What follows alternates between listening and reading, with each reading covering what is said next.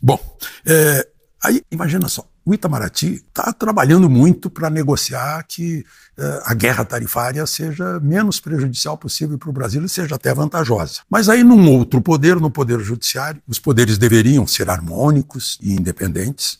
No Poder Judiciário, um juiz dá uma entrevista para uma grande revista americana fazendo ironia a respeito dos americanos. Olha só o que disse o ministro Moraes. Se enviarem um porta-aviões, então veremos. A pergunta foi, e as pressões americanas sobre o judiciário brasileiro? Se o porta-aviões não chegar ao Lago Paranoá, não vai influenciar a decisão aqui no Brasil. Essa frase vai ser muito mal recebida no meio das negociações, né? Mas o ministro Moraes abriu muita coisa. Olha só o que ele disse. Não é saudável para a democracia ter a Suprema Corte como ator político o tempo todo. O desafio é como garantir que o tribunal volte à normalidade. Ou seja, ele está confessando que o tribunal está num caminho politizado e que isso não é normal. Enfim, depois perguntaram, e sobre Bolsonaro, pode ser candidato, não pode? Aí ele disse que Bolsonaro poderia apoiar Michele ou seus filhos, né, porque nenhum deles tem as mesmas relações com as Forças Armadas. Isso no entendimento dele. Se Bolsonaro tivesse relações com as Forças Armadas fariam toda a vontade dele o tempo todo, né? Mas o que estão discutindo no Supremo é que Bolsonaro queria golpe e as Forças Armadas não quiseram. Bom, mas aí é outra discussão. Então está aí mais uma entrevista de ministro do Supremo que choca pessoas da minha idade. Nós, da geração dos 40, nunca vimos antes ministro do Supremo dando entrevista. Nem os americanos terão visto antes ministro da Suprema Corte de lá dar entrevista na revista, em qualquer revista americana, ou em qualquer jornal. Bom, falando de judiciário, processo nos Estados Unidos sobre a falsificação da entrada de Felipe Martins nos Estados Unidos, na Flórida, no aeroporto de Orlando, teve audiência hoje, nesta quarta-feira, e a audiência decidiu que o processo vai seguir em frente. Ou seja, vai entrar agora na fase de tomar as provas, né? Quem são os acusados? É a alfândega dos Estados Unidos e o Departamento de Segurança das Fronteiras dos Estados Unidos. Consta que foi um brasileiro que trabalha num desses setores que teria feito a falsificação, que não ficou completa, né? Porque ele escreveu Felipe, né? Como é admissível no Brasil, né? Felipe é no mundo inteiro, agora Felipe é no Brasil. Mas, enfim, isso vai seguir em frente, vai ser apurado. Porque foi a base da prisão do Felipe Martins. Ficou 6 meses na prisão, 10 dias de solitária, né? Certamente para fazer uma colaboração premiada que ele não fez. E agora foi multado em 20 mil por desobediência à proibição de usar redes sociais. Só que ele não usou. Ele saiu do fórum acompanhado do advogado dele, o desembargador Sebastião Coelho, e o desembargador Sebastião Coelho com o Felipe Martins a seu lado. E calado, né? Fez uma gravação que depois ele postou nas redes sociais, dizendo, está aqui meu cliente, não pode trabalhar, tem que ficar em casa, não pode falar, etc. E o cliente é que foi multado. Felipe Martins é que foi multado em 20 mil.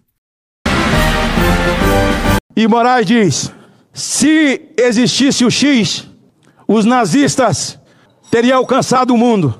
Se já existisse o X, eu agradeço a Deus porque existe o X. Porque se não existisse o X, o Brasil já tinha o seu Idi Amin Dada. O Brasil já teria o seu Maduro. Se não existisse o X, o Brasil já teria o seu Ortega.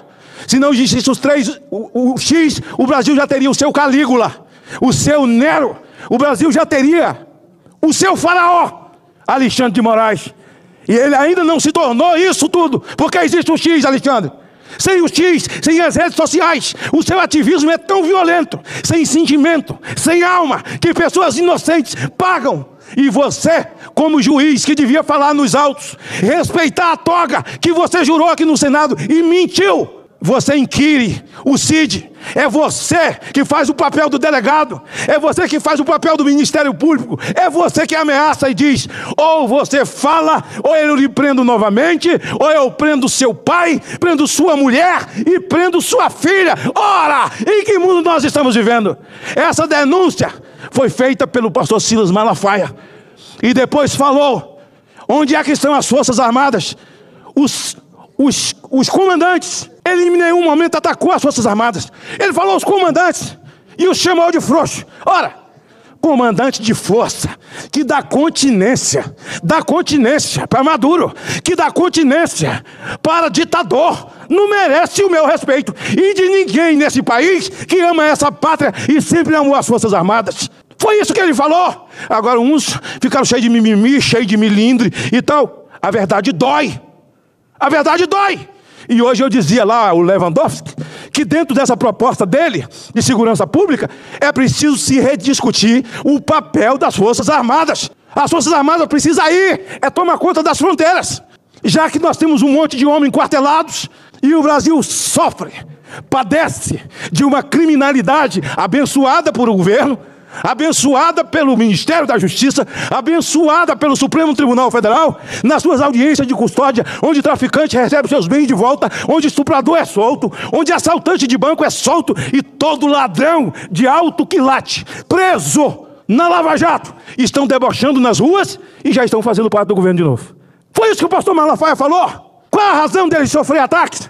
Porque ele disse que as Forças Armadas, os seus comandantes, e que também eu não respeito quem dá continência para Maduro, pelo amor de Deus. Um ditador sanguinário, em que seu povo nem cachorro tem mais para comer. Um país que já foi rico, foi uma estrela na nossa América, aqui, hoje é um país pobre, miserável. Pobre não, miserável.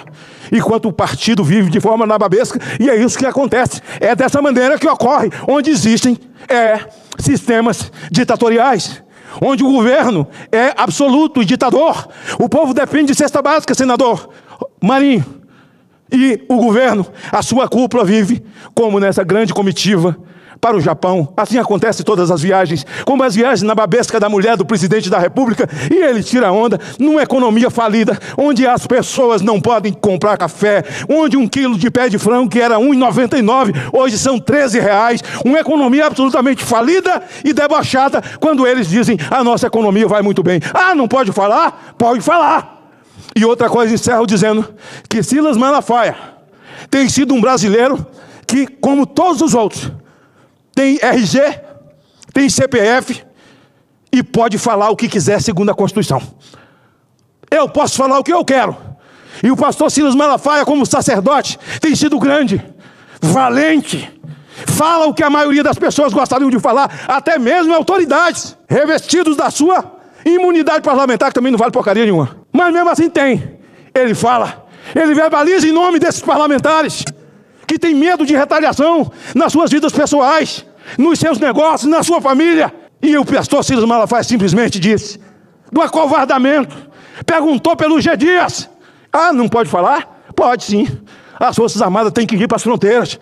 Não tem ninguém declarando guerra ao Brasil? Não tem. E nós vamos ficar com esse monte de homem enquartelado.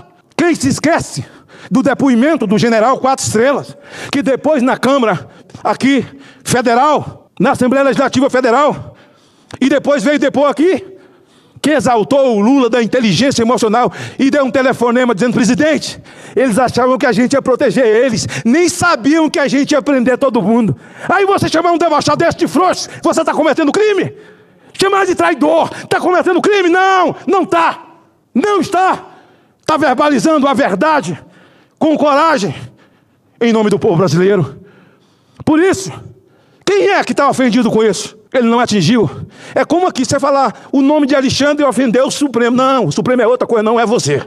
Ah, falou no nome de Barroso, ofendeu a Suprema Corte. Não, a Suprema Corte não é você. Você é o cara que falou perdeu o Mané. Você é o advogado de um terrorista que queimou criança viva, chamada César e Batiste. A Suprema Corte é outra coisa. Que eu já vi funcionar no passado, senador Zequinha.